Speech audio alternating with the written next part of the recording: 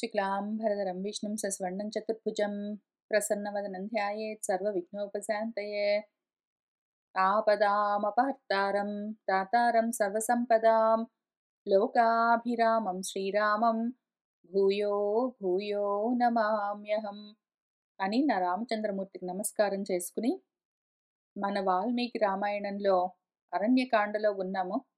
52 సర్గలు పూర్తి చేశాము. అప్పుడు ఏమైందంటే రావణాసుడు సీతని అపహరించుకుని తీసుకునొచ్చి తన అంతఃపురంలో ఉంచి సీతకి ఏమి కావాలన్నా సరే అవన్నీ ఆమెకు సమకూరేలాగా చూడండి అని రాక్షసి వనితలకు చెప్పాడు. ఇంకేముంది, ఇంక మొత్తం సీత నాకు దక్కింది అని చాలా సంతోషంగా ఉన్నాడు. రాముడితో ఇటువంటి వైరాన్ని పెట్టుకున్నాడు. ఇంక చూద్దాం వీడి సంగతి. ఈలోగా మనం చూసిన ఇంతకు ముందు సర్గల్లో 2 విషయాలు నా మనసుని పట్టుకున్నాయి. ముందు ముఖ్యంగా ఒక విషయము, ఇక్కడ మన సీతమ్మని చూడ్డానికి వచ్చినప్పుడు రావణాసురుడు మొదటిసారి అంటే అదే ఆమె ఆశ్రమం ముందుకొచ్చినప్పుడు, ఎవరు నువ్వు, కాసి కస్య కుతశ్చిత్వం కిము నిమిత్తము అని అడుగుతూ ఉన్న సమయంలో, ఓ వరాననే ఈ మహారణ్యంలో ఒక్కదానివే ఉన్నావే, కథం ఎందుకని, నువ్వు ఎట్లా నా బిభేషి, నీకు భయం ఎందుకు లేదు, ఎట్లా ఉన్నా ఒక్కదానివి, నీకు భయం వేయట్లేదా, ఎందుకు భయపడట్లేదు అని అడుగుతూ ఉన్నాడు. అప్పుడు ఈ అరణ్యంలో ఒక్కతే ఉన్నది అంటే, ఉంటే రామచంద్రమూర్తి లక్ష్మణస్వామి వాళ్ళు అక్కడక్కడ భోజనానికి వాటికి తీసుకుని రావడానికి వెళ్తే తను ఒక్కతే ఇంట్లో ఉంటుంది. ఆమెకేమీ భయం లేదు, నిర్భయంగా అభయంగా ఉన్నదామె. అయితే రావణాసురుడు ఎత్తుకుని వచ్చేసరికి ఇంకా ఆమె ప్రతి చోట భయపడుతూ ఉన్నది అనే రాస్తూ వచ్చారు మన వాల్మీకి మహర్షి. మాటి మాటికి ఆమె భయంతో ఉన్నది అనే చూపిస్తూ వచ్చారు. ఆమె భయంతో ఉండడం ఎందుకు ఆమెకు భయం, అక్కడ అంత ధైర్యంగా ఉన్నది, ఇప్పుడు భయంతో ఎందుకు వణికిపోతూ ఉన్నది, ఎందుకు ఇంత భయశోక సమావిష్టమై ఉన్నదామె? చాలా చోట్ల చెప్పారు, 1, 2 కాదు అని మనం దీని గురించి ఆలోచిస్తూ వచ్చాము. ఇప్పుడేమో ఈమె అంత భయపడుతూ ఉన్నది, అక్కడేమో భయం లేదు. ఇక్కడ మళ్ళీ మన సీతమ్మ నా బిభేషి దశానన అని అడిగింది. ఆమె ఒకవైపు భయపడుతూనే మన దశాననుడు ఆమెను బలవంతంగా ఎత్తుకుని వస్తూ ఉంటే ఆమె భయపడుతూనే ఉన్నది ఒకవైపు, ఏడుస్తూ ఉన్నది ఒకవైపు, అరుస్తూ ఉన్నది ఒకవైపు, భయంతోటే ఉన్నది పాపం ఆమె. దుఃఖంతో ఉన్నది, భయంతో ఉన్నది, చాలా మామూలు భయం కాదు, మహతి భయంతో ఉన్నదామె. ఆ రకంగా ప్రవర్తిస్తూ ఉన్నది. అయినా కూడా ఆమె అంత భయంలో కూడా రావణాసురుని, ఏమిరా రావణ, నీకు భయం వేయట్లేదు అని అడిగింది. ఏమి, నువ్వు నా బిభేషి అని వాడు అడిగితే ఆమె కూడా ఏమిరా దశానన, నీకు భయం లేదు అని అడిగింది. మన దశాననుడికి అక్కడ అరణ్యంలో సీతమ్మని ఎత్తుకొస్తున్నప్పుడు భయమేం అనిపించలేదు, దారిలో కూడా ఆమె అడుగుతుంటే భయం లేదు, లంకకొచ్చేసినాక భయం లేదు. వీడికెందుకు భయం లేదు, ఇక్కడ నా బిభేషి నీకెందుకురా భయం లేదని ఈమె అడుగుతున్నప్పుడు వీడికెందుకు భయం లేదు, నువ్వెందుకు వరాననే నా బిభేషి అని అడుగుతున్నప్పుడు సీతకెందుకు భయం లేదు, వాళ్ళు ఎప్పుడు భయపడతారు అన్న విషయము ఆలోచన చేసుకోవడం అత్యవసరం. నా కోసం నేను విచారణ చేస్తున్నాను. ఇంత దూరం ఎక్స్ప్లెయిన్ చేసుకుంటూ వస్తూ ఉన్నారు వాల్మీకి మహర్షి కాబట్టి. సీత అరణ్యంలో ఉన్నప్పుడు, ఆమె అరణ్యంలో ఉందా లేదు, ఆమె అంతఃపురంలో ఉందా లేదు, ఆమె ఉండడం అరణ్యమైనా అంతఃపురమైనా సరే ఉన్నది రాముడితో ఉన్నప్పుడు, ఆమె ఒక్కతే ఉంటా కూడా ఆమెకు భయం లేదు. ఆమె ఉన్నది రాముడితో, ఆత్మతో కూడి ఉన్నప్పుడు, ఆత్మతో కూడి ఉన్న వాళ్ళు ఎప్పుడు ఒక్కళ్ళే ఉంటారు, ఏకంగానే ఉంటారు, వాళ్ళకి భయం ఉండదు. మరి ఎందుకు అంటే ఆత్మతో సాంగత్యం ఉంటే ఆత్మ అభయ స్వరూపం గాబట్టి దాంతో కూడి ఉంటే భయం ఉండదు. అయితే ఇక్కడ మళ్ళీ సీతమ్మ ఎందుకు భయపడుతూ ఉన్నది ఆమె అంటే, అనాత్మతో సంఘం ఏర్పడింది. తెలిసో తెలియకో ఆమె కోరుకున్నా లేకపోయినా అనాత్మతో సంఘం ఏర్పడడం వల్ల ఆమెకు భయం పట్టుకున్నది. ఈ భయము అనాత్మతో కూడి ఉంటే కలిగే భయము తప్పనిసరి. రావణాసుడికి అక్కడెందుకు భయం అనిపించలేదు అంటే, ఇటువంటి వాళ్లకు అనాత్మల్లో ఉన్న వాళ్లకు అనాత్మ దేహానికి ఏమైనా కష్టమో, నష్టమో వస్తుందంటే భయం కలుగుతుంది గానీ, దేహానికి ఏమీ గాదు, ప్రాణం పోదు అనుకున్నప్పుడు వాళ్ళకు భయముండదు. అక్కడ రాముడు లేడు, వచ్చి యుద్ధం చేసో ఏదో చంపేసేందుకు ఎవ్వరూ లేరు. సీత యుద్ధాలవన్నీ జేసి చంపడం అన్నది చెయ్యదు. నా ప్రాణానికి ఏమీ భయం లేదు అనుకున్నప్పుడు వాడు ధైర్యంగున్నాడు. సీతను ఎత్తుకొనొస్తున్నప్పుడు గూడా నాకేమి గాదనుకున్నప్పుడు వాడు ధైర్యంగున్నాడు. లంకకొచ్చేసిన తర్వాత ఇంక నాకేం జరుగుతుంది? ఇంక లంకకెవ్వడు రాడు. ఇది అక్కడ సముద్రం మధ్యలో ఉన్నది. ఇక్కడికి వచ్చేంత శక్తి సామర్థ్యాలు ఎవరికీ లేవు. కాబట్టి నన్నెవ్వడు ఏమీ చేయలేడు అనుకున్నప్పుడు వాడు ధైర్యంగున్నాడు. కానీ ఏంటంటే ఎందుకు వాడు ధైర్యంగున్నాడంటే, ఆత్మకు దూరమై వాడు అనాత్మతో అంటే దేహంతోటే కూడి ఉన్నందుకు దేహానికేమైనా జరిగితే వాడికి భయం గానీ, దేహం బానే ఉంటుంది, ప్రాణం పోయే పరిస్థితి ఏమీ లేదనుకున్నప్పుడు వాడు ధైర్యంగా ఉంటాడు. అట్లాంటి మనిషి ధైర్యంగుంటాడు. అయితే ఎవరైతే ఆత్మకు దూరం అవ్వడము ఇష్టం లేని వాళ్ళుంటారో, ఆత్మకు దూరం అయ్యానంటేనే దాది చావుతో సమానము. ఆత్మకు దూరం అయ్యానంటే, అనాత్మతో కూడి ఉన్నానంటే అది మృత్యువు అని తెలిసిన వాళ్ళు మాత్రము ఆత్మకు దూరం అవ్వగానే, అనాత్మకు దగ్గర అవ్వగానే వెంటనే భయపడతారు. మళ్ళీ అనాత్మను వదిలిపెట్టి ఆత్మ దగ్గరికెళ్ళిపోగానే వాళ్ళు ధైర్యంగా ఉంటారు. ఎందుకు వాళ్ళకా ధైర్యం అంటే ఆ ధర్మం వల్ల. ధైర్యం అన్నా, ధృతి అన్నా, ధర్మము అన్నా ఒకటే అర్థము. ఆధారము, ధైర్యము, ధృతి, ధర్మము అన్నీ ఒకటే రూట్ నుంచొస్తాయి. ధర్మమున్నది అంటే ధైర్యం ఉంటుంది. ఆత్మ ధర్మం ఒకవేళ నాకున్నది అంటే ధైర్యం ఉంటుంది. అప్పుడు ఒక్కదాన్నే ఉంటాను. లేతే సీతమ్మలాగా ఒక్కళ్ళే ఉండొచ్చు. అప్పుడు ధైర్యం ఉంటుంది. ఆత్మ ధర్మం లేదు అన్నప్పుడు అనాత్మ ధర్మము దేహానికున్న ధర్మము మృత్యువు. అది కలుగుతుందంటే మాత్రం భయమేస్తుంది. అది లేకపోతే మాత్రం ధైర్యంగా ఉంటారు. ఇంత తేడా ఉంటుంది. అప్పుడు మన దశాననుడు అబ్బా! నాకెంతమందున్నారో తెలుసా? నాకు దగ్గర చాలా మంది మనుషులున్నారని ఎంతో మంది మనుషుల్ని చూపిస్తారు. అనేకముండాలి. అనాత్మలకు అనేకముండాలి. అనాత్మలకు దేహానికి ఏమి గాకుండా ఉండాలి. అట్లాంటప్పుడు వాళ్ళు ధైర్యంగా ఉంటారు. అనాత్మలతో అంటే దేహంతో మాత్రమే కూడి ఉన్నవాళ్ళు ఒక్కళ్ళు ఉన్నా దేహానికేమైనా జరుగుతుంది అన్నా వాళ్ళు భయపడతారు. తట్టుకోలేరు. అయితే ఆత్మతో కూడి ఉన్నవాళ్ళు ఒక్కళ్ళున్నా భయపడరు. వాళ్ళు చావుకి భయపడరు. అంత తేడా ఉంటుంది. అంత తేడా ఉంటుంది. ఏది కావాలి అని చూసుకొని మనము భయం నాకు దేనికి కలుగుతున్నది? ప్రాణాపాయం కలిగితే నాకు భయం వేస్తున్నదా? దేహానికి ఏమైనా కష్టం వస్తే కష్టం వస్తుందని నాకేమైనా భయమేస్తుందా?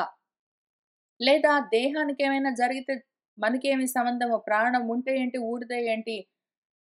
ఆత్మ నుంచి మాత్రం దూరం అవ్వరాదు అని దానికి భయపడుతున్నామా? దేనికి మన భయం అని చూసుకుంటే, మనం ఆత్మకి దగ్గరగా ఉన్నామా? అనాత్మకి దగ్గర మనం రాముడికి దగ్గరగా ఉన్నామా?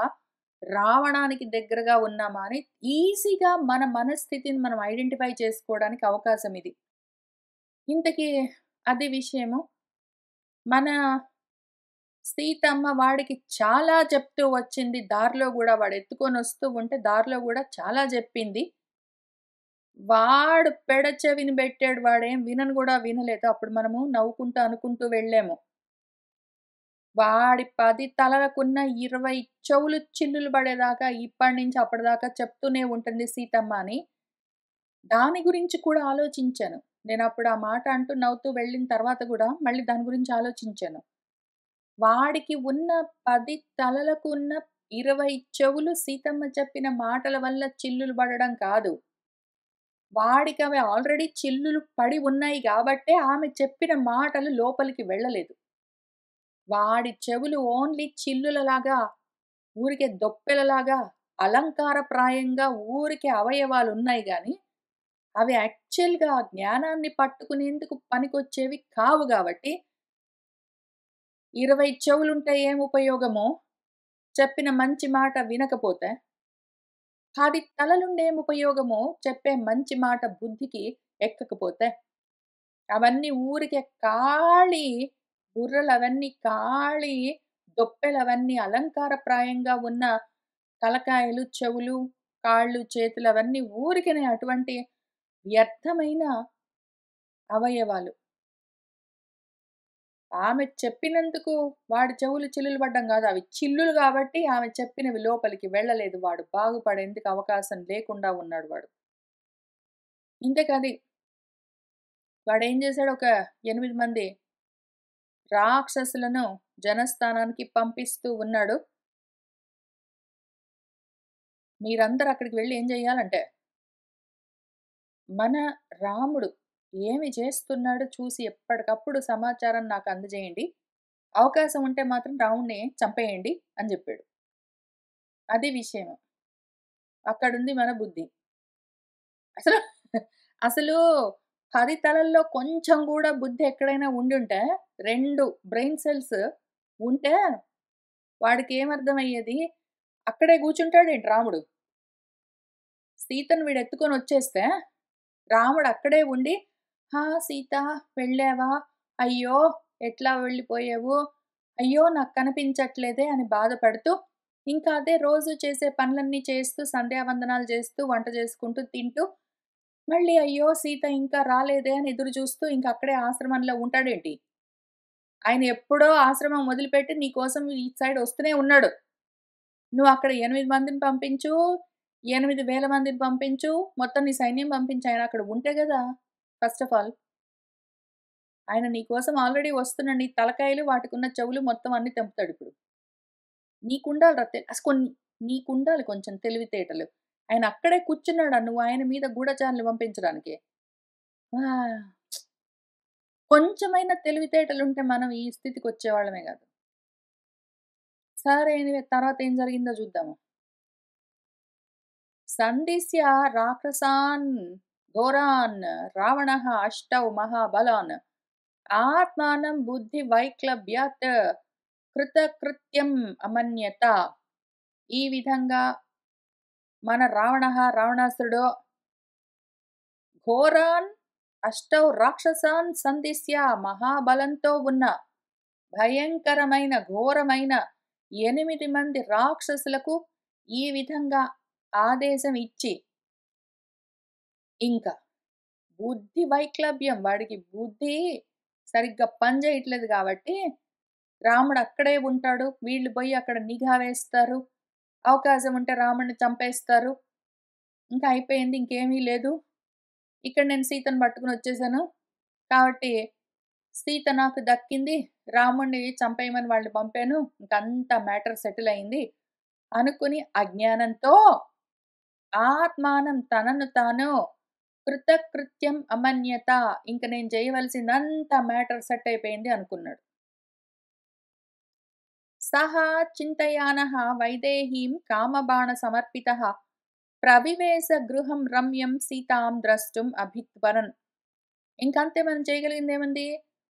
రాముడి పైకి కొంతమందిని పంపించాను. ఆ రాముడి పైకి పంపించిన వాళ్ళెవరు మళ్ళా పైగా? ఒక 8 మంది మహాబలం ఉన్న వాళ్ళని, ఘోరమైన వాళ్ళని పంపించాడంటే మళ్ళీ ఇటు సైడ్ చూద్దాము. 8 నా ప్రకృతి అష్టధా ఉంటుందని చెప్పారాయన. 8 విధాలుగా ఉంటుంది నా ప్రకృతి అని. ప్రకృతి అసత్ ఏదున్నదో పంచేంద్రియాలతోటి, మనోబుద్ధి అహంకారాలతోటి కూడి ఉన్నది. ఈ మొత్తము ఆత్మ పైన నిఘా వేసి ఉంచడానికి పంపించి ఉపయోగం ఏముంది? వీటికి అర్థమైతే గదా! ఆ తత్వం ఏంటో. అదసలు వీటికి దొరికితే గదా! ఇవి చూసి నిఘా వేయడానికి, కాపు గాయడానికి. అంత తెలివి తక్కువతనం. సరే ఎనీవే. మనవాడు సహా రావణాసురుడు కామబాణ సమర్పితః కామ బాణం తాకేసరికి విలవిల్లాడుతూ ఉన్నాడు. వైదేహీం చింతయానః సీతను గురించే ఆలోచన చేస్తూ ఉన్నాడు. సీతాం ద్రష్టుమభిత్వరన్, సీతను చూడాలని త్వరపడుతూ రమ్యమైన తన అంతఃపురంలోకి ప్రవేశించాడు. సహ ప్రవిశ్య తు తద్వేస్మ రావణః రాక్షసాధిపః అపశ్యత్ రాక్షసీ మధ్యే సీతాం శోకపరాయణాం. సహ రావణః, మన రావణుడు, ఆ రాక్షసాధిపుడు, తత్ భేస్మ అంటే ఆ ఇంట్లోకి ప్రవేశించి, రాక్షసీ మధ్యే, రాక్షసీ వనితల మధ్యలో ఉన్న, శోకపరాయణాం శోకంతో కూడుకుని ఉన్న, సీతను అపశ్యత్ చూశాడు. అశ్రుపూర్ణముఖీం దీనాం శోకభారా విపీడితాం వాయువేగైః ఆక్రాంతాం మజ్జంతీం నావం ఆర్ణవే. అశ్రుపూర్ణముఖి, కన్నీళ్లతో నిండి ఉన్న ముఖంతో ఉన్నది, దీనంగా ఉన్నది, శోకభారంతో పీడింపబడుతూ ఉన్నది, గాలి వేగానికి కదిలిపోతూ ఉన్న, సముద్రం మధ్యలో మునిగిపోతూ ఉన్న నావలాగా ఉన్నది. మృగయూథ పరిభ్రష్టాం మృగీం స్వభిః ఆవృతాం అధోముఖముఖీం సీతాం అభ్యేత్య చ నిశాచరః తాం తు శోకపరాం దీనాం అవశాం రాక్షసాధిపః సహ బలాత్ దర్శయామాస గృహం దేవగృహోపమం.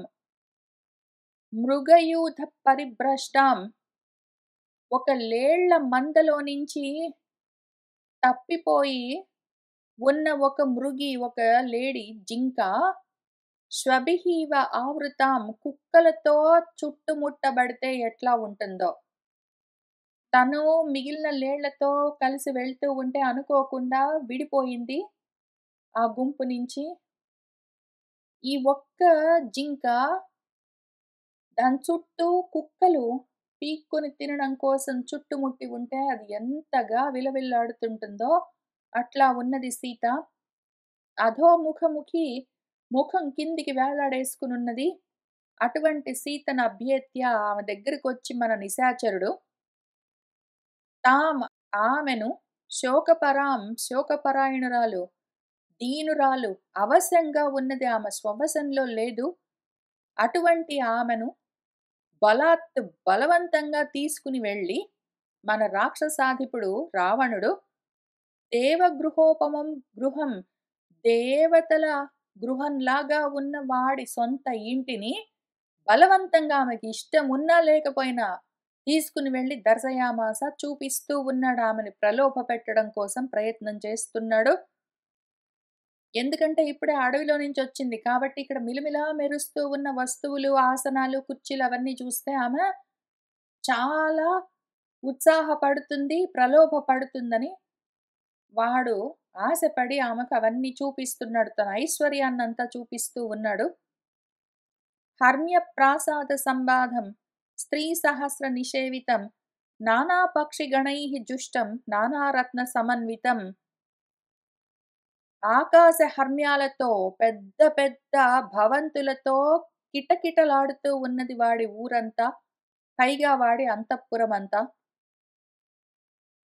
ఎంతో మంది స్త్రీలందరూ ఆ అంతఃపురం నిండా పరిచర్యలు చేస్తూ తిరుగుతూ ఉన్నారు. రకరకాల పక్షుల సమూహాలన్నీ కిలకిలా రావాలు చేస్తూ ఉన్నాయి.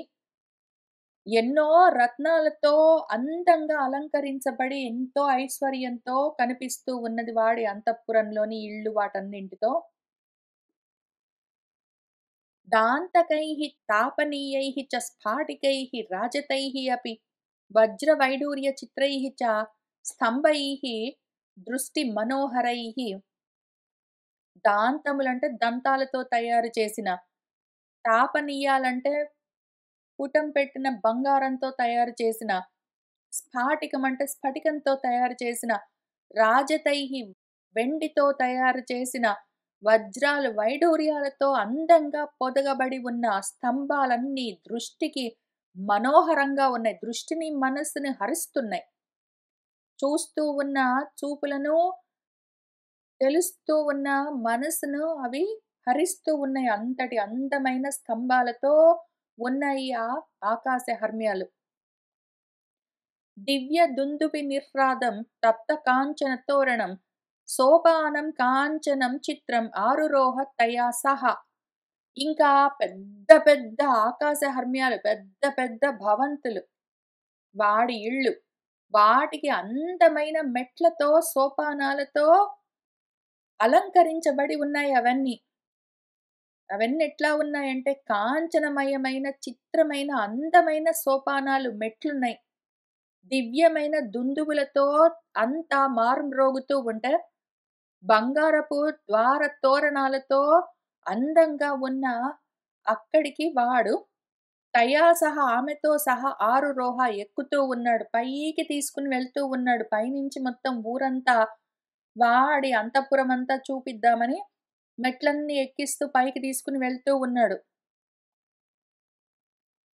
దాంతకాః రాజతాః చ ఏవ గవాక్షాః ప్రియదర్శనాః హేమజాలావతాః చ ఆసన్ తత్ర ప్రాసాద పంక్తయః. వాడి ప్రాసాద పంక్తులు వరుసలు వరుసలుగా బారులు తీరి ఉన్నాయి. పెద్ద పెద్ద భవంతులు ఎత్తుగా. అవన్నీ ప్రియదర్శనాః, అందమైన రాజతము దాంతకము ఏనుగు దంతాలతో, వెండితో చక్కగా డిజైన్స్ అన్నీ చెక్కి ఉన్న గవాక్షాలు, కిటికీలతో ఎంత అందంగా ఉన్నాయో ఆ ఇళ్ళన్నీ. హేమజాలావతాన్, బంగారపు జలతారు పరదాలతో చాలా అందంగా ఉన్నాయి. వాడి భవంతుల్లో పెద్ద పెద్ద స్తంభాలున్నాయి. అవన్నీ బంగారం, వజ్రం, వైడూర్యం, దంతం వాటితోటి చేసున్నాయి. అసలు ఎక్కడానికి మెట్లే ఎంతో అందంగా బంగారంతో వాటితో ఉన్నాయి. స్ఫటికంతో వాటితో. ఆ పైకి వెళ్తున్న కొద్దీ దారిలో ఆ పైనంతా, ఆ మేడ పైనంతా కిటికీలున్నాయి. ఆ కిటికీలన్నీ దంతాలతో వాటితో తయారు చేశారు. బంగారు జలతారు పరదాలన్నీ వేశారు. చాలా అందంగా అలంకారాలు, నగిషీలు చెక్కి ఉన్నాయి. అవన్నీ చూపిస్తూ ఉన్నాడు. సుధామణి విచిత్రాణి భూమి భాగాని సర్వశః దశగ్రీవః స్వభవనే ప్రాదర్శయత మైథిలీం. మన దశగ్రీవుడు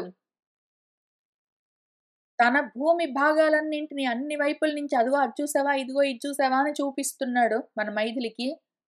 అవన్నీ సుధామణి విచిత్రాణి. సుధ అంటే శుద్ధ, సున్నం అని పిలుస్తారు గదా! సున్నంలో రంగులు కలిపి వాటితో గోడలంతా చక్కటి రంగులు వేశారు. మణులతో విచిత్రంగా అందంగా అలంకరించారు. అటువంటి తన స్వభవనాన్ని మనవాడు దశగ్రీవుడు మైథిలికి ప్రాదర్శయత చూపిస్తూ ఉన్నాడు. బాగా చూపిస్తూ ఉన్నాడు. ఆమె బాగా ఇంప్రెస్ అవ్వాలని. దీర్ఘికాః పుష్కరిణ్యః చ నానావృక్ష సమన్వితాః రావణః దర్శయామాస సీతాం శోకపరాయణాం. దీర్ఘికాః దిగుడు బావులు, పుష్కరిణ్యః ఆ కొలనుల్లో పద్మాలు, పద్మాలతో కూడి ఉన్న కొలనులు, నానా వృక్ష సమన్వితాః చాలా రకరకాల చెట్లతో నిండి ఉన్న ఏవేవో ఉన్నాయి వాటి దగ్గర. చాలా ఉన్నాయి, ఏవో ఉన్నాయి. వాటన్నింటిని ఆ శోకంతో ఏడుస్తూనే ఉన్నది అటువంటి సీతకు బలవంతంగా మన రావణుడు దర్శయామాస చూపిస్తూనే ఉన్నాడు. దర్శయిత్వా తు వైదేహ్యాః కృత్స్నం తద్భవనోత్తమం ఉవాచ వాక్యం పాపాత్మా సీతాం లోభితుం ఇచ్ఛయా. ఈ విధంగా మన పాపాత్ముడు కృత్స్నం మొత్తం ఆ ఉత్తమమైన తన భవనాల సముదాయాన్ని వైదేహికి దర్శయిత్వా చూపించింకా ఆమెను సీతను ప్రలోభ పెట్టడమే ప్రధాన ఉద్దేశంగా, అదే ఇచ్ఛతో ఈ వాక్యాన్ని ఆమెతో ఉవాచ అంటూ ఉన్నాడు. దశ తెలుసా నీకు సీత? దశ రాక్షస కోట్యః చ. ఇంకా అక్కడికి అయిపోయింది అనుకునేవో. ద్వావింశతిః అథ అపరాః తేషాం ప్రభుః అహం సీతే సర్వేషాం భీమకర్మణాం వర్జయిత్వా జరా వృద్ధాన్ బాలాన్శ్చ రజనీచరాన్ సహస్రం ఏకం ఏకస్య మమ కార్య పురస్సరం. తెలుసా? అనేకం. నువ్వు ఏకం రాముణ్ణి పట్టుకున్నావు, నేను అనేకం. చూసుకో. నంబర్స్ చెప్తా విను. దశ ఒక 10 అనుకో. ద్వావింశతి ఎంత? ఒక 22 అనుకో. మొత్తం కలిపి ఎన్ని? 32. 32,00,00,000 మంది రాక్షసులున్నారు నాకు తెలుసా నీకు? పోనీ అక్కడికే అయిపోయిందనుకునేవు. అది ఆపరా ఇంకా. ఏదో ముసలివాళ్ళు, వృద్ధులు, చిన్న పిల్లలు ఇట్లాంటి వాళ్ళందరిని వదిలిపెడితే ఇంక అసలు లెక్క లేదు నాకు. పోనీ లెక్క పెడదామంటే వార్ధక్యంలో ఉన్నవాళ్ళు, జరామరణాలతో ఉన్నవాళ్ళు, వాళ్ళందరిని వదిలిపెట్టిన తర్వాత గూడా మన వాళ్ళు, మన రజనీచరులు, మన రాక్షసులు ఇదిగో ఇక్కడ 10 + 22 అన్నా గదా! మళ్ళీ ఇంకొక 1000 ఇక్కడ బెట్టుకో. మొత్తం కలిపి ఎన్ని? 33. 33 మొత్తం కలిపి. అంతమంది మనకు ఎట్లా ఉన్నారనుకున్నావు? ఏకస్య మమ ఒక్కడిని నా యొక్క కార్యాలను పురస్కరించుకునే నా కోసమే, నా ఒక్కడి కోసం, నా పనులు చేసి పెట్టడం కోసం ఇదిగో సహస్రం ఇన్ని వేల మంది నా ఒక్కడి కోసం ఉన్నారు. చూసావా ఎంత గొప్పవాడిని నేను. రాముడికి ఎవరైనా ఉన్నారా? రాముడొక్కడు. రాముడొక్కడు అనగానే నాకు పాట గుర్తొచ్చింది. తక్కువేమి మనకు రాముండొక్కడుండు వరకని ఎంత అందమైన పాట రాసిచ్చారో. రాముడు ఒక్కడున్నా చాలు. ఇక గంగిగోవు పాలు గరిటెడైన ఇన్ని లెక్కలన్నీ చెప్పాడు. ఇన్ని ఉండకపోయామేముంది. ఒక్కడు రామచంద్రమూర్తి ఒక్కడు చాలు. సరే ఇంత కాదు సీత నువ్వు కన్‌ఫ్యూజ్ కాలేదు కదా! మొత్తం నంబర్‌లన్నీ చూసుకున్నావు గదా! ఇంకా చెప్తా పట్టు. యదిదం రాజతంత్రం మే త్వయి సర్వం ప్రతిష్ఠితం జీవితం చ విశాలాక్షి త్వం మే ప్రాణైః గరీయసి. ఓ విశాలాక్షి మే నాకు త్వం నువ్వు ప్రాణైః గరీయసి నా ప్రాణం కన్నా నువ్వు ఎక్కువ సీత.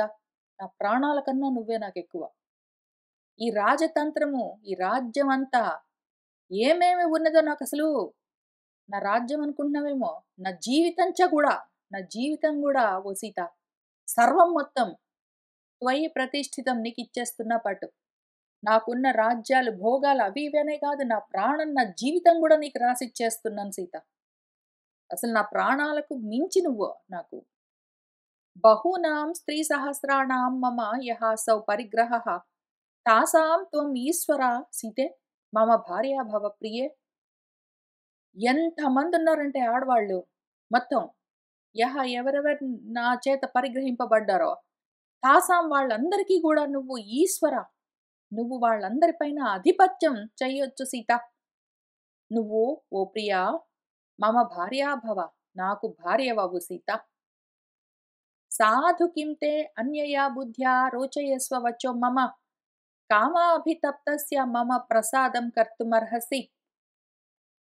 సీత అన్యయా కిం తే నీకు వేరే బుద్ధి ఎందుకు, ఇంకా నీకు వేరే ఆలోచన ఎందుకు చెప్పు. నా ఐశ్వర్యం చూసావు గదా! నా అధికారం చూసావు గదా! ఇవన్నీ గూడా నీకే అని చెప్తున్నాను గదా! పైగా నేను గూడా నీ వాడినని చెప్తున్నాను గదా!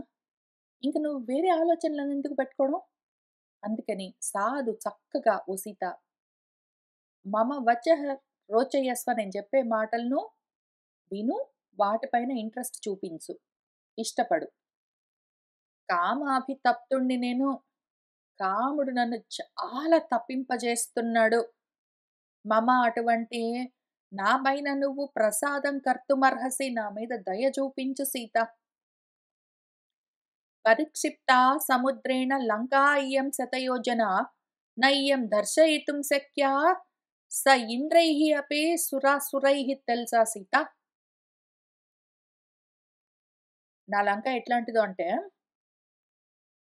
సముద్రం మధ్యలో ఉన్నది. సముద్రం దాని చుట్టూ ఉన్నది. ఆ సముద్రాన్ని దాటి ఇక్కడికి రాగలిగిన వాడు ఒక్కడు లేడు. నా లంక శతయోజనాల పొడుగుంటుంది. నా లంక దగ్గరికి రావడానికి ఓహో పెద్ద సముద్రాన్ని దాటుకుంటూ రావాలి. ఇది ఇంద్రుడు మొత్తం దేవ దానవులతో కలిసొస్తే గూడా దాన్ని దర్శయితుం న శక్య దాన్ని ఎవ్వడు ఏమీ చేయలేదు. నా లంకని దేవదానవులతో కలిసి ఇంద్రుడే వస్తే గూడా దాన్ని ఏమీ చేయలేరు. అటువంటి లంక నాది. న దేవేషు న యక్షేషు న గంధర్వేషు పక్షిషు అహం పశ్యామి లోకేషు యః మే వీర్య సమః భవేత్. దేవతల్లో గాని, యక్షుల్లో గాని, గంధర్వుల్లో గాని, పక్షుల్లో గాని, వాటిలో గాని, వీటిలో గాని ఎక్కడా గూడా 3 లోకాల్లో నా పరాక్రమానికి సమానమైన వాడిని ఒక్కడిని నేను ఇంతవరకు చూడలేదు సీత. మరంత ధైర్యం ఉన్నవాడివి. దేవతలు, దానవులు, యక్షులు, పక్షులు ఎవ్వరు నీకు సమానం కాదంటే నువ్వు ధైర్యంగానే తీసుకొని రావచ్చు కదా! దొంగతనంగా ఎందుకు ఎత్తుకొనొచ్చావు? ఒక్కడంటావు మాట మాటికి. ఒక్కడు రాముడంటావు. ఆ ఒక్క రాముడికి భయపడి ఆయన్నెక్కడికో పంపించి దొంగతనంగా ఎందుకు తెచ్చావు? ఇంత గొప్పతనం ఉంటే నీ వైర్యం, నీ పరాక్రమం. రాజ్యభ్రష్టేన దీనేన తాపసేన గతాయుష కింకరిష్యసి రామేణ మానుషేణ అల్పతేజస. రాజ్యభ్రష్టుడు సీత, రాముడు. దీనుడు. మరి ఈయనకి రాముడు దీనంగా ఎప్పుడు కనపడ్డు? రాముడిని అసలు వీడు చూడను గూడా లేదు. కళ్ళతో చూసుంటే అప్పుడే అయిపోయేవాడు. ఇంతవరకు చూడను గూడా లేదు గానీ పెద్ద పెద్ద మాటలన్నీ చెప్తాడు పుట్టించి. తాపసికుడు. ఎందుకంటే తాపసికుడు గాబట్టి పాపం దిగులుగా ఉన్నాడని వీడే ఫీలింగ్. వీడే ఫిక్స్ అయ్యాడట్లా. మనం తక్కువేంటి? మనం గూడా అంతే. మనం రావణాసుడికి తక్కువేం లేము. రామచంద్రమూర్తి తాపస వేషంలో అరణ్యంలో ఉన్నారు గాబట్టి, ఆయన పాపం దైన్యంతో ఉన్నాడు. దీనంగా, దిగులుగా ఉన్నాడు. దుఃఖిస్తుంటాడు. రాముడికి ఎన్ని కష్టాలొచ్చాయని అనుకుంటున్న మనమందరం గూడా రావణాసురుడిలాగానే 10 తలలతోటి ఆలోచిస్తున్నామని అర్థం. వాడికున్న 10 తలలు ఎట్లా లోపల ఊరికినే ఏమి గుజ్జు లేకుండా బుర్రలుంటాయో అట్లా ఉంటేనే తప్ప ఇటువంటి ఆలోచన రాదు. రాముడికి ఎంత దుఃఖం వచ్చింది, రాముడికి ఎంత కష్టం వచ్చింది. పాపం అరణ్యంలో తాపసికుడై ఒక్కడే ఉండవలసొచ్చింది. ఆయనకి ఇంత కష్టం కలిగింది. దీనుడాయన అని ఎవరికైనా అనిపిస్తే, అటువంటి వాళ్ళందరూ ఎక్కడున్నారో జూసుకోవచ్చు సింపుల్‌గా. తాపసికుడు గాబట్టి దీనంగా ఉన్నాడని జెప్తున్నాను. దీనంగా ఆయన రాముడిని ఈయన చూడను గూడా లేదు. చెప్తే వాళ్ళు వీళ్ళు విన్నాడంతే. గతాయుషుడు ఎందుకంటే మనిషి గాబట్టి ఇప్పుడో అప్పుడో పోతాడు. అల్ప తేజస్సుతో ఉన్నాడు మనిషి గాబట్టి. అటువంటి రాముడితో కిం కరిష్యసి నువ్వేం జేస్తావు ఆయన్ని బెట్టుకొని? నేను చూసావా రాజ్యంతో ఉన్నాను. ఇంత ధైర్యంగా ఉన్నాను. ఎందుకంటే భయపడి దొంగతనంగా తీసుకొనొచ్చాను. నా ప్రాణానికి ఏం గాదు గాబట్టి నాకింత ధైర్యం. నేనేమైనా తాపసికుడినా కాదు. రాజసికుడిని నేను. రజ్జోగుణంతో కర్మలు చేస్తూ తిరుగుతాను. నా ఆయుష్షు చూసావా? చాలా పెద్ద ఆయుష్షు నాకు. నా తేజస్సు చూసావా? నేను మనిషిని గూడా గాదు. కాబట్టి నన్ను బెట్టుకున్నావనుకో చాలా బావుంటుంది. రాముడిని బెట్టుకొని ఏం ఉపయోగం అని జెప్తున్నాడు వాడు. వాడికర్థమయ్యేదిది. భజస్వ సీతే మామేవ భర్తాహం సదృశః తవ యవ్వనం హి అధ్రువం భీరో రమస్వ ఇహ మయా సహ. ఓ సీత మాం ఏవ భర్త భజస్వ నన్నే భర్తగా చేరు. అహం నేనే నీకు తవ సదృశః భర్త నీకు తగిన భర్తను నేనే. సీత నువ్వు నన్ను చేరు. నీకు తగిన భర్తను నేను. ఈ యవ్వనం ఎంత కాలం ఉంటుందనుకుంటున్నావు సీత? ఇది అధ్రువం. నువ్వు గూడా ముసలిదానివయిపోతావు. ఈలోగానే నువ్వు మయా సహా నాతో రమస్వ రమించు అని చెప్తున్నాడు పాపము. ఓ భీరు అని గూడా పిలుస్తున్నాడు. ఎందుకు భయపడుతున్నావు అని గూడా అడుగుతున్నాడు. నీతో ఉన్నందుకే ఆమెకు భయం నాయన. ఈ విషయం నువ్వు అర్థం జేసుకో. దర్శనే మా కృదాహ బుద్ధిం రాఘవస్య వరాననే का अस्य शक्तिः इह ఆగంతుమపి సీతే మనోరథైః. సీత నీకొక మాట చెప్తున్నాను విను. ఓ వరాననే అందమైన ముఖం కలిగిన దానా, రాఘవస్య దర్శనే రాముణ్ణి చూడాలి అన్న బుద్ధి మా కృధాహ ఇంక పెట్టుకోకు. రాముణ్ణి చూడాలన్న ఆశ పెట్టుకోకు. ఎవరికైనా సరే సీత యాక్చువల్‌గా ఫిజికల్‌గా రావడం మొదలుపెట్టు. మనోరథైః అపి మనస్సులోనైనా సరే ఇహ ఆగంతుం ఇక్కడికి రావడానికి కా శక్తి ఎవడికి ఉంటుంది? రాముడికి లేదా శక్తి? ఇంకెవ్వరికీ లేదా శక్తి ఎక్కడిది? రాముడొస్తాడనుకుంటున్నావేంటి ఇక్కడికి? ఇంక రాముడిని చూస్తానన్న ఆశ వదిలిపెట్టేయి. త్రయాణామపి లోకానాం నత్వం పశ్యామి శోభనే విక్రమేణ నయేత్యః త్వాం మద్బాహు పరిపాలితాం. ఎవడైతే త్వాం నిన్ను నువ్వెక్కడున్నావో మత్ బాహు పరిపాలితాం నా భుజముల పాలనలో ఉన్నావు, నా రక్షణలో ఉన్న నిన్ను ఇక్కడి నుంచి విక్రమేణ పరాక్రమించి వచ్చి గొప్ప పరాక్రమంతో నయ్యేత్తు తీసుకుని వెళ్ళేవాడు 3 లోకాల్లో ఒక్కడు కూడా నాకు కనపడలేదు ఇంతవరకు. ముల్లోకాల్లో ఎవ్వడైనా సరే, ఒక్కడైనా సరే, నిన్ను తీసుకొనొచ్చి నేనిక్కడ పెట్టాను గదా! నా దగ్గర నుంచి నిన్ను తీసుకొని పోగలిగిన వాడు ఇంతవరకు లేడు. ఇంకా అది విషయము. లంకాయాం సుమహత్ రాజ్యం ఇదం త్వమనుపాలయ. త్వత్ప్రేష్యాః మద్విదాః చ ఏవ దేవాః చాపి చరాచరాః. సీత, ఇదం సుమహత్ రాజ్యం. ఈ లంకా రాజ్యాన్ని, గొప్ప మహత్కరమైన ఈ లంక అన్న రాజ్యాన్ని నువ్వు అనుపాలయ, నాతో పాటు పాలించు. దేవాహ చాపి, దేవతలు కూడా, మద్విదాహ చయపి అంటే దానవులు కూడా, దేవదానవులు అందరూ, చరాచరం మొత్తమంతా జగత్, త్వత్ ప్రేష్యాః నీ పరివారంగా ఉంటాము, నీ పరిచారకులుగా ఉంటాము, నీకు సేవకులుగా దేవదానవులు మొత్తం నీకు పరిచర్యలు చేస్తూ ఉంటారు. సీత, ఈ రాజ్యాన్ని మొత్తాన్ని పాలించు, నువ్వు అనుభవించు. అభిషేకోదక క్లిన్న తుష్ట చ రమయస్వ మాం. దుష్కృతం యత్ పురా కర్మ వనవాసేన తత్ గతం. సీత, నువ్వు ఇంతకు ముందు ఏ పాపం చేసుకున్నావో, నువ్వు చేసుకున్న పాపం వల్ల నీకు ఇదిగో ఇటువంటి వనవాసం అన్న గతి పట్టింది. అయితే నువ్వు చేసిన పాపానికి నువ్వు అనుభవించవలసిన కష్టాలన్నీ ఆ వనవాసంతో గతం, తొలగిపోయాయి. పో ఇంకా. ఇంకిప్పుడు నీకంతా మంచే.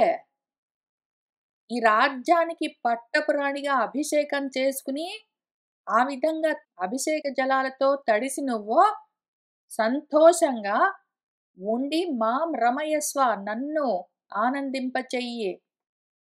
యః చ తే సుకృతః ధర్మః తస్య ఇహ ఫలమాప్నుहि. ఇహ మాల్యాని సర్వాణి దివ్య గంధాని మైథిలి భూషణాని చ ముఖ్యాని సేవస్వ చ మయా సహ. ఇంకా నువ్వు చేసుకున్న కర్మ ఏముందో, ఏ పాపపు కర్మలు చేసావో, నువ్వు ఇటువంటి కష్టాలు అనుభవించవలసి వచ్చాయి, అన్ని పోయాయి ఇంకా. నీకింక ఇక్కడి నుంచి నువ్వు చేసుకున్న సుకృతమైన ధర్మాలు, పుణ్యకర్మలు ఏమున్నాయో వాటికి ఫలాన్ని అనుభవించే సమయం వచ్చింది. నువ్వు చేసుకున్న పాపాలకు నువ్వు అనుభవించవలసిన దుఃఖాలు అదిగో అరణ్యవాసంతో పోయాయి. ఇంక నువ్వు చేసుకున్న పుణ్యానికి గొప్పగా పుణ్యఫలాలను అనుభవించడం కోసమే ఇక్కడికొచ్చావు. కాబట్టి ఆ విధంగా నాతో సహా ఆ పుణ్యఫలాన్ని అనుభవించు. ఇదిగో ఇక్కడ చూసావా, మాలలు చూసావా సీత? ఎన్ని రకాల పూల మాలలున్నాయి, బంగారు మాలలున్నాయి, దివ్యమైన గంధాలున్నాయి ఓ మైథిలి. ముఖ్యమైన శ్రేష్టమైన అలంకారాలు, భూషణాలు, ఆభరణాలున్నాయి. ఇవన్నీ కూడా మయా సహా నాతో పాటు సేవస్వ, అనుభవించు. ఇంతే అనుకుంటున్నావేంటి? కొంచెమే చూపించాను నేను. ఇంకా ఉన్నాయి. పుష్పకం నామ శుశ్రుణి భ్రాతుః వైశ్రవణస్య మే విమానం సూర్య సంకాశం తరసా నిర్జితం మయా. విశాలం రమణీయం చ తత్ విమానం ఉత్తమం. తత్ర సీతే మయా సార్ధం విహరస్వ యథా సుఖం. పుష్పకం అని ఒక మా సోదరుడున్నాడు, వైశ్రవణుడు, కుబేరుడని. వాడి దగ్గర సూర్య సంకాశం, సూర్యుడిలాగా ధగధగా మెరిసిపోతున్న ఒక విమానం ఉందిలే. దాన్ని నేను బలవంతంగా వాణ్ణి ఓడించి, ఎదిరించి ఎత్తుకునొచ్చాను. మయా, నా చేత అది తరస, నా బలంతో అది నిర్జితం, జయించబడ్డది. అబ్బో, అది చాలా విశాలంగా ఉంటుంది మైథిలి. చాలా రమణీయంగా, అందంగా ఉంటుంది. ఉత్తమమైన విమానం అది. ఇప్పుడు నువ్వేం చెయ్యంటే సీత, మయా సార్థం, నాతో పాటు నీ ఇష్టం వచ్చినట్టు యథాసుఖం ఆ విమానంలో విహరస్వ, విహరించు. వదనం పద్మ సంకాశం అమలం చారు దర్శనం శోకార్థం తు వరారోహే అన్న భ్రాజతి వరాననే. నీ ముఖం సీత పద్మంలాగా ఉన్నది, నిర్మలంగా, స్వచ్ఛంగా ఉన్నది, నిష్కళంకంగా, అందంగా ఉన్నది. ఇప్పుడు చూసావా, నువ్వు ఇట్లా ఏడుస్తుంటే ఓ వరారోహే, ఓ వరాననే, నీ ముఖమున భ్రాజతి ప్రకాశించట్లేదు. అని పాపము చాలా చెప్తున్నాడు. చెప్తూ ఉంటే ఆమె ఏవం వదతి తస్మిన్ సా వస్త్రాంతేన వరాంగన విధాయ ఇందునిభం సీత ముఖం అశ్రూణి అవర్తయత్. మన సీత ఏవం వదతి ఆ రావణాసురుడు ఇట్లా చెప్తూ ఉంటే మన వరాంగన వస్త్రాంతేన కొంగుతో వాడు ఏ ముఖాన్ని ఇక్కడ పొగుడుతూ ఉన్నాడో ఆ ముఖాన్ని ఇందు సదృశం చంద్రుడిలాగా ఉన్న ఆమె ముఖమును ఆమె పిధాయ కొంగుతో కప్పుకుని సీత అశ్రుని అవర్తయత్ కన్నీళ్లు కారుస్తూనే ఉన్నది. ధ్యాయంతీం తాం ఇవ అస్వస్థాం దీనాం చింతాహత ప్రభాం ఉవాచ వచనం పాపః రావణః రాక్షసేశ్వరః. ఆమె ఏదో ధ్యానం చేస్తూ ఉన్నది, పరధ్యానంగా ఉన్నది. వాడు చెప్తున్న మాటలు ఆమె వినట్లేదు. అస్వస్థతతో ఉన్నట్టున్నది. తన స్వస్థానం నుంచి దూరమై ఉన్నది. దీనంగా ఉన్నది. దిగులుతో ఆమె ప్రభ కళ తప్పి ఉన్నది. అటువంటి తాం ఆమెను చూసి మన పాపాత్ముడు రావణాసురుడు రాక్షసేశ్వరుడు ఈ విధంగా వచనము వాచ అంటున్నాడు. ఆమెతో మళ్ళీ వాడు ఏమంటున్నాడంటే హర్షోయం దేవి విస్పష్టః యః త్వాం ఉపగమిష్యతి ఏతౌ పాదౌ మయా స్నిగ్ధౌ శిరోభిః పరిపీడితౌ ప్రసాదం కురు మే క్షిప్రం వస్యః దాసః అహమస్మితే న ఇమాః శూన్యాః వాచః శుష్యమాణేన భాషితాః న చాపి రావణః కాంచిత్ మూర్ధ్నా స్త్రీం ప్రణమేతః. దేవి, ఎందుకు ఏడుస్తున్నావు? ఇది హర్షించవలసిన సమయము, విస్పష్టం, తెలుస్తూనే ఉన్నది కదా క్లియర్గా. నువ్వు సంతోషించవలసిన సమయం ఇది. అటువంటి హర్షము నిన్ను కోరుకుని వచ్చింది. నేనేం చేస్తున్నానో చూస్తున్నావా సీత? ఏతో పాదవు, నీ రెండు పాదాలు పట్టుకుని స్నిగ్ధౌ, చక్కగా నున్నగా ఉన్న, ఇప్పుడు ముఖం అయిపోయింది, ఇప్పుడు ఆమె కాళ్ళు పట్టుకుంటున్నాడు. నున్నగా మృదువుగా ఉన్న నీ పాదాల పైన నా మొత్తం 10 తలకాయలు పెట్టి అదిగో పీడిస్తున్న నా తలలు నీ పాదాల పైన మోపి నిన్ను ప్రార్థిస్తున్నాను. ఓ కళ్యాణి, క్షిప్రం, తొందరగా మే ప్రసాదం కురు, నా పైన అనుగ్రహం చూపించు. వస్యః, నీకు వశుణ్ణి నేను. దాసోహమస్మితే, నీకు దాసుణ్ణి, నీకు వశుణ్ణి. ఇదిగో నా 10 తలలు నీ పాదాల పైన మోపి నిన్ను ప్రార్థిస్తున్నాను, నా పైన అనుగ్రహం చూపించు. ఇమాహ వాచః న శూన్యాః, నేను చెప్తున్న మాటలు నిజంగా చెప్తున్నాను, వ్యర్థమైన మాటలు చెప్పట్లేదు. నిజంగా నాకు ఇంతమంది మార్బలము, ఇంత పదవులు, ఇన్ని భవంతులు, ఇంత ఏవేవో అన్నీ ఉన్నాయి, ఇవన్నీ నిజంగా చెప్తున్నాను. అట్లానే నువ్వు నా రాణివి అంటున్నాను, నువ్వు నా ప్రియురాలు అంటున్నాను, నువ్వు నాతో పాటు ఇవన్నీ అనుభవించని చెప్తున్నాను. ఇందులో ఏది అబద్ధం కాదు. ఒక్కటి కూడా శూన్యమైన మాట చెప్పట్లేదు నేను. శుష్యమాణేనా, నేను శుష్కించిపోతున్నాను నీ మీద తాపంతో. ఆ విధంగా మాట్లాడుతూ ఉన్న ఈ మాటలన్నీ నిజమే. రావణాసురుడు, నీకు ఇంకో మాట చెప్తా విను సీత. రావణుడు ఏ స్త్రీ పాదాలు పట్టుకుని తల వంచి నమస్కరిస్తూ ప్రార్థించడం అన్నది ఇంతవరకు చేయలేదు. నీకోసం చేస్తున్నాను, చూసావా చూసావా ఎంత చేస్తున్నానో నీకోసం నేను. ఏవముక్త్వా దశగ్రీవః మైథిలీం జనకాత్మజాం కృతాంతవశమాపన్నః మమ ఇయమితి మన్యత. అయిపోయింది ఇంక సీత మొత్తం ఫ్లాట్ అనుకున్నాడు. మొత్తం ఆమె పడిపోయింది. మనము మన ఐశ్వర్యం చూపించాము, మన అంతస్తులవన్నీ చూపించాము, మనము ఎంత ఆమెకు లొంగి ఉన్నామని చూపించాము. ఇంత చేసిన తర్వాత ఇంకా ఆమె కాదని ఎక్కడికి వెళ్తుంది, ఇంకా మన వశమైంది అనుకున్నాడు మనవాడు. ఏవముక్త్వా ఇట్లా చెప్పి మన దశగ్రీవుడు జనకాత్మజతో మైథిలితో చెప్పి, వాడు ఇంతకీ ఇదంతా ఎందుకు చేస్తున్నాడంటే కృతాంత వశమాపన్నః, పోయేగాలం వచ్చింది కాబట్టి ఇంక సీత నాదే అని వాడు మన్యతే అనుకుంటూ ఉన్నాడు.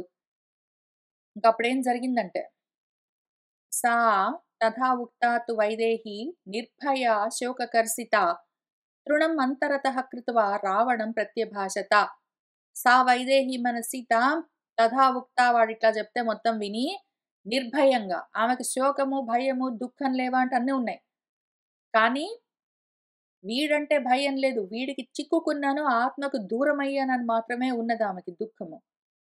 నిర్భయంగా వాడితో, వాడు చూపించిన ఆస్తులైశ్వర్యాలు, అంతఃపురాలు, వాడేమేంటో చూపిస్తే వాటన్నింటినీ గూడా తృణప్రాయంగా చూపిస్తూ ఒక గడ్డి పరకను పట్టుకుని దాన్ని అడ్డంగా పెట్టి రావణుడితో ఈ విధంగా ప్రత్యభాషత చెప్తూ ఉన్నది. ఒక తృణాన్ని, ఒక గడ్డి పరకను అంతరతః కృత్వా మధ్యలో పెట్టింది. నువ్వు నాకు చూపించిన వాటన్నింటినీ చూసి నేను ప్రలోభపడతాననుకుంటున్నావా రావణ? నువ్వు నాకు చూపించినవన్నీ నాకు గడ్డి పరకతో సమానం అని అక్కడ పెట్టి దాన్ని ఇంక రావణాసుడికి మళ్ళీ చెప్తూ ఉన్నది. రాజా దశరథః నామ ధర్మసేతుః ఇవ అచలః సత్యసంధః పరిజ్ఞాతః యస్య పుత్రః సహ రాఘవః. దశరథ రాజనున్నాడు. ధర్మసేతువైన అచ్చలమైన ధర్మాన్ని అనుష్ఠానం చేస్తూ ఉంటాడు. సత్యసంధుడై ఉన్నాడు. ఆ విధంగా పేరు తెచ్చుకున్న దశరథుడికి పుత్రుడు రాఘవుడు. రామః నామ సహ ధర్మాత్మ త్రిషు లోకేషు విస్తృతః దీర్ఘబాహుః విశాలాక్షః దైవతం హి పతిః మమ. రాముడు అన్న పేరున్న ఆయన ధర్మాత్ముడని మూడు లోకాల్లో ఖ్యాతి గడించాడు. దీర్ఘమైన భుజములతో ఉంటాడు, బాహువులతో, విశాలమైన కన్నులతో ఉంటాడు. నాకు నా భర్త, ఆయన దైవము, దైవీ గుణాలతో నిండి ఉన్నవాడు, ప్రకాశమయమై ఉంటాడు. ఇక్ష్వాకూణాం కులే జాతః సింహస్కందః మహాజ్యుతిః లక్ష్మణేన సహ భ్రాత్రా యః తే ప్రాణాన్ హరిష్యతి. ఇక్ష్వాకు కులంలో నుంచి ఉద్భవించిన ఆయన సింహము వంటి మూపుతో ఉంటాడు, గొప్ప ప్రకాశంతో ఉంటాడు. లక్ష్మణుడని ఆయనకి సోదరుడున్నాడు. ఆయనతో పాటు కలిసి నీ ప్రాణాలను హరిస్తాడు. ప్రత్యక్షం యది అహం తస్య త్వయా స్యాం దర్శితా బలాత్ సయితా త్వం హతః సంఖ్యే జనస్థానే యథాఖరః. యది ఒకవేళ అహం నేను త్వయా నీ చేత బలాత్ ఈ విధంగా బలవంతంగా దర్శితాస్యాం అపహరించబడ్డాను అని తస్య ఆయనకు ప్రత్యక్షం తెలిసింది అంటే మాత్రం, ఆయన చూశాడంటే మాత్రం, నువ్విట్లా నన్ను బలవంతంగా ఎత్తుకుని వచ్చావని ఆయనకు తెలిస్తే ఇంక త్వం నువ్వు సంఖ్యే యుద్ధంలో హతహ చచ్చి సైత భూమి మీద పడతావు. ఎట్లనో తెలుసా? యథా ఏ విధంగానైతే మన కరుడు జనస్థానంలో ఆయన చేతిలో మరణించాడో అట్లా నువ్వు చనిపోతావు. ఏ ఏతే రాక్షసాః ప్రోక్తాః ఘోర రూపాః మహాబలాః రాఘవే నిర్విశాః సర్వే సుపర్ణే పన్నగాః యథా. ఇంతమంది ఉన్నారు, అంతమంది ఉన్నారని లెక్కలు గట్టి చూపించావు కదా ఈ రాక్షసులందరినీ నాకు. ఆ ఘోర రూపమైన మహాబలంతో ఉన్న రాక్షసులు నా మాట నేనేది చెప్తా చేస్తారని ఏంటంటో చెప్పావు. వాళ్ళు ఎంత మంది ఉన్నా సరే సర్వే అందరూ కూడా రాఘవే రాముడి ముందు కోరల్లేని పాముల్లాగా, ఏదో గరుత్మంతుడి ముందు పాముల విషం పని చేస్తుందా ఆ విధంగా వాళ్లకున్న బలాలు ఘోరాలు అవన్నీ కూడా రాముడి దగ్గర పనిచేయవు. కోరల్లేని పాముల్లాగా చచ్చిపడుంటారు. తస్య జ్యా విప్రముక్తాః తే సరాః కాంచన భూషణాః శరీరం విధమిష్యంతి గంగాకూలమివ ఊర్మయః. ఆయన యొక్క జా విప్రముక్తాః, ఆయన ధనుస్సు యొక్క నారి సాగదీసి వదిలిపెడితే అక్కడి నుంచి వదలబడ్డ బంగారపు భూషణాలతో ఉన్న బాణాలు గంగాకూలాన్ని, ఆ నది యొక్క అలలు ఎట్లా ఛేదిస్తాయో అట్లానే ఆయన వాడి అయిన బాణాలు నీ శరీరాన్ని తూట్లు పొడుస్తాయి. అసురైః వా సురైః వా త్వం యదవజ్జోసి రావణ ఉత్పాద్య సుమహత్ వైరం జీవన్ తస్య న మోక్షసే. రావణ, నన్ను దేవదానవులు ఎవ్వరు ఏమీ చేయలేరు అని నువ్వు అనుకుంటున్నావు గాని రాముడితో ఇటువంటి గొప్ప వైరాన్ని ఉత్పత్తి చేసుకుని నువ్వు తెచ్చి పెట్టుకున్నాక నువ్వు బతికుండగా ఇంక నీకు మోక్షం లేదు. సహతే జీవితశేషస్య రాఘవః అంతకరః బలి పశ్యోః యూపగతస్య ఇవ జీవితం తవ దుర్లభం. ఇంక నీ మిగిలిపోయిన శేష జీవితాన్ని కూడా రాఘవుడు అంతం చేసేస్తాడా బలవంతుడు. ఆ మహాబలవంతుడు రాముడు నీకు మిగిలిన శేష జీవితాన్ని ఆయన ముగించేస్తాడు. ఒక పశువు యూపస్తంభానికి కట్టబడ్డది ఎంతకాలం బ్రతికుంటుంది, అట్లానే నువ్వు కూడా ఆ పాశానికి కట్టుబడి ఉన్నావు. ఆ కాలం రాగానే నశిస్తావు రాముడి చేతిలో. యది పశ్యేత్ సహ రామః త్వాం రోషదీప్తేన చక్షుషా రక్షః త్వం అద్య నిర్దగ్ధః గచ్చేః సద్యః పరాభవం. ఓ రక్షః, ఓ రాక్షస, యది ఒకవేళ ఆయన రాముడు రోషం నిండి జ్వలిస్తున్న చూపులతో నిన్ను చూశాడంటే నువ్వు వెంటనే దహించుకుని పోయి వెంటనే నశించిపోతావు. గతాయుహుత్వం గతశ్రీకః గతసత్వః గతేంద్రియః లంకా వైధవ్య సంయుక్త త్వత్కృతేన భవిష్యతి. ఆయుష్షు చెడిపోయిన వాడివి నువ్వు, ఐశ్వర్యము పోగొట్టుకున్న వాడివి, బలం పోగొట్టుకుని ఇంద్రియాలు పనిచేయక నువ్వు నశించిపోతే త్వత్కృతేన నీ వల్ల నిన్ను తగులుకుని ఉన్నందుకు ఈ లంక వైధవ్య సంయుక్త భవిష్యతి, విధవ అవుతుంది. ధవుడు అంటే ప్రభువు.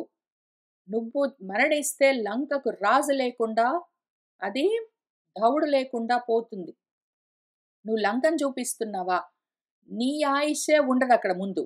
నువ్వే పోయిన తర్వాత నీ ఐశ్వర్యమేమి, నీ బాడీకున్న బలమేమి, దానికున్న ఇంద్రియాలేమి, అదున్న లంకేమి? నువ్వే లేకపోతే ఇవన్నీ ఉంటాయనుకుంటున్నావా?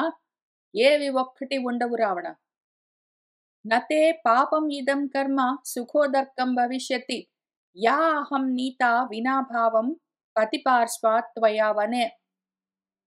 తే ఇదం పాపకర్మ, నువ్వు చేసిన ఈ పాపిష్టి పని వల్ల నీకు సుఖం అన్నది కలగడము నా భవిష్యతి కుదరదు. నీకు దీనివల్ల గొప్ప భాగ్యోదయము సుఖోదయం కలుగుతుంది అనుకుంటున్నావా? కలగదు నువ్వు చేసిన పాపిష్టి పని వల్ల. యాహం, ఏ నేనైతే వినాభావం, నీ మీద నాకు మనసు ఉన్నది, నువ్వు తీసుకుని వచ్చావంటే అది వేరే విషయము. నువ్వంటే నాకు ఇష్టమే లేనప్పుడు నా భర్త పక్క నుంచి నువ్వు నన్ను ఇక్కడి దాకా తీసుకుని వచ్చావు, ఇటువంటి పాపిష్టి పనికి నువ్వు సుఖాన్ని అనుభవిస్తాను అనుకుంటున్నావా? జరగదు.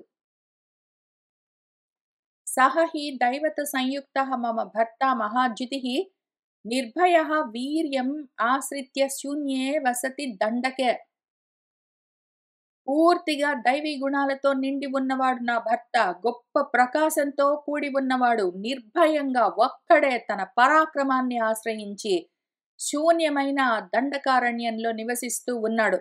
నువ్వు ఇంత మందిని పెట్టుకుని కూడా దొంగతనంగా నన్ను తీసుకుని వచ్చావంటే నీ పరాక్రమం ఏంటో నీకు తెలుస్తూనే ఉండాలి. సహతే దర్పం బలం వీర్యం ఉత్సేకంచ తథావిధం అపనేష్యతి గాత్రేభ్యః శరవర్షేణ సంయుగే. ఏమో పెద్ద పెద్ద వీర్యాలు, దర్పాలు, బలాలన్నీ చూపిస్తూ ఉన్నావురా రావణ.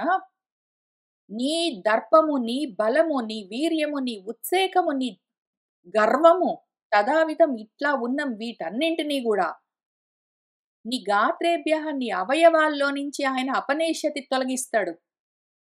ఆయన యుద్ధంలో బాణాల పరంపరలతో నీ బాడీ పార్ట్స్ లో ఉన్న ఈ బలము, దర్పము, గర్వం వీటన్నింటినీ వదిలించేస్తాడు రావణ. యదా వినాశః భూతానాం దృశ్యతే కాలచోదితః తదా కార్యే ప్రమాద్యంతి నరాః కాలవశంగతాః.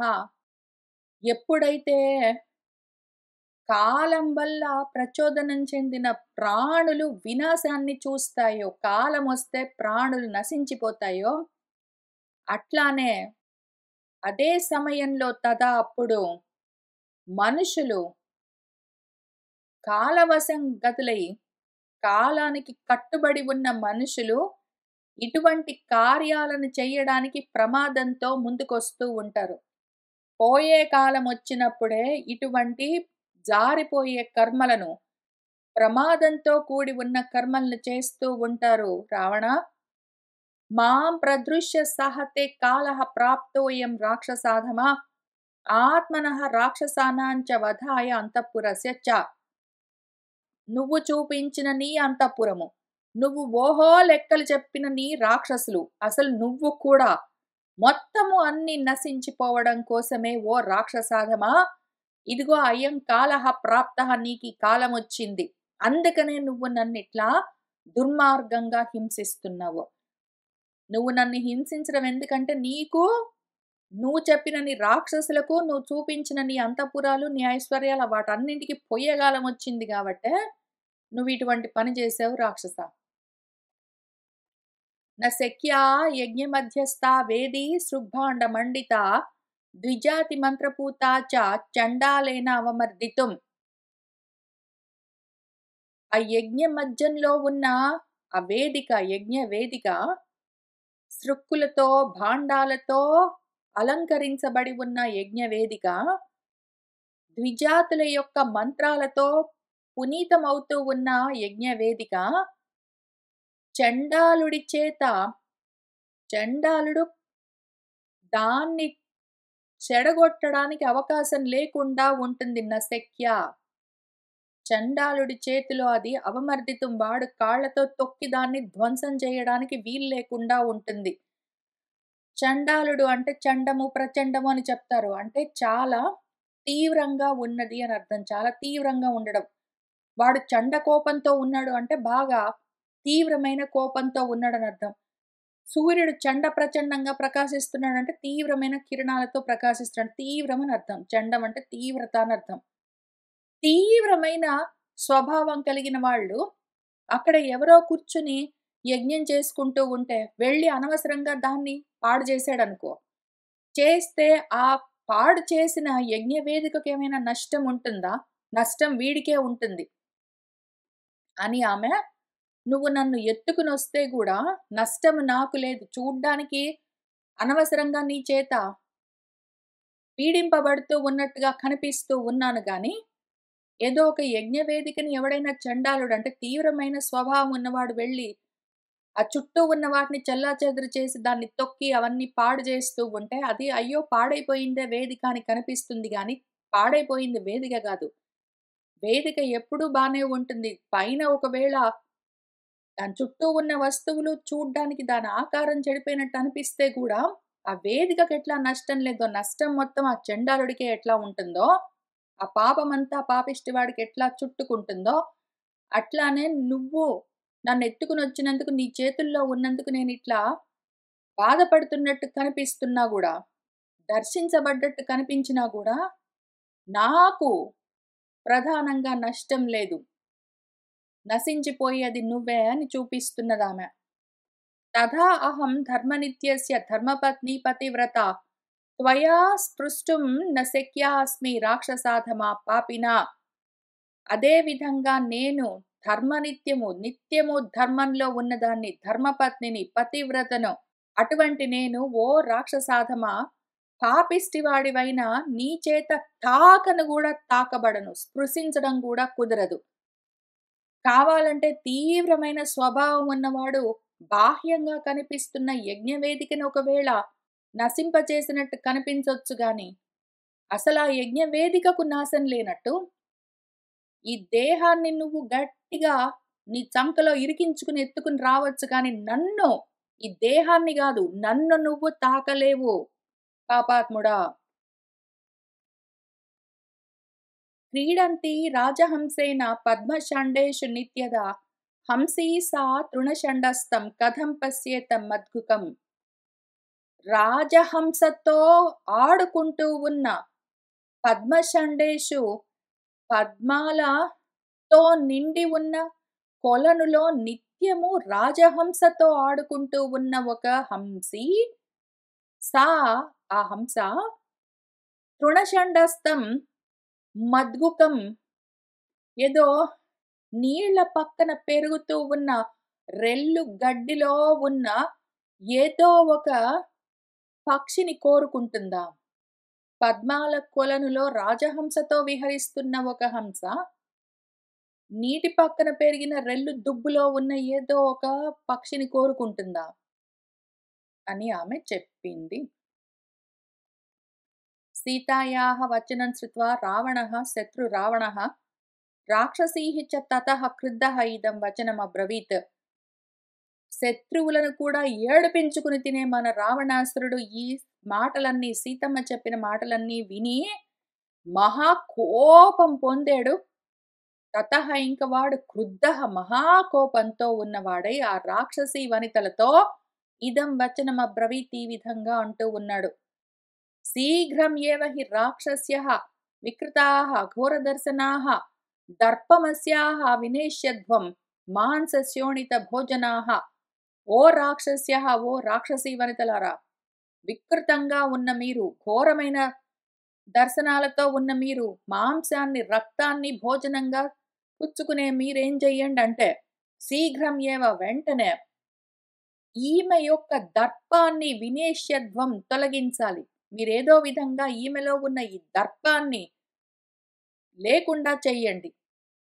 వచనాత్యేవ తాః తస్య సుఘోరాః రాక్షసీగణాః కృతప్రాంజలయః భూత్వా మైథిలీం పర్యవారయన్. ఇంక వెంటనే మన రాక్షసీ గణమంతా, ఆ భయంకరంగా ఉన్న వాళ్ళందరూ ఆ మాటలు వింటూనే వెంటనే చేతులు కట్టుకుని మైథిలి చుట్టూ వచ్చి నిలబడ్డారు ఆమెను అడ్డగించడం కోసం. సహ తాః ప్రోవాచ రాజా తు రావణః ఘోరదర్శనః ప్రచాల్య చరణోత్కర్షైః ధారయన్నివ మేదినీం.